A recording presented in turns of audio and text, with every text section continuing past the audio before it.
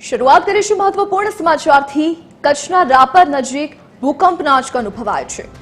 રાપર નજીક 4.6 ની તીવ્રતાનો ભૂકંપનો આંચકો અનુભવાયો।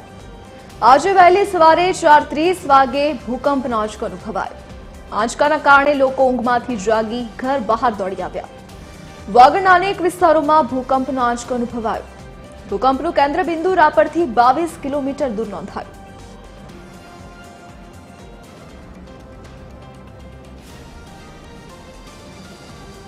વધુ વિગત સાથે સંવાદદાતા અયાસ ઓનલાઈન પર જોડાઈ ગયા છે।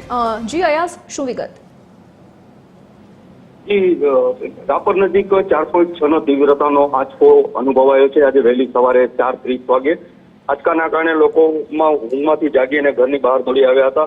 વાગડના અનેક વિસ્તારોમાં આંચકો અનુભવાયો હતો। ભૂકંપનો કેન્દ્ર બિંદુ રાપરથી 22 કિલોમીટર દૂર નોંધાયો હતો। જી અયાસ, વિગત બદલ આપનો આભાર।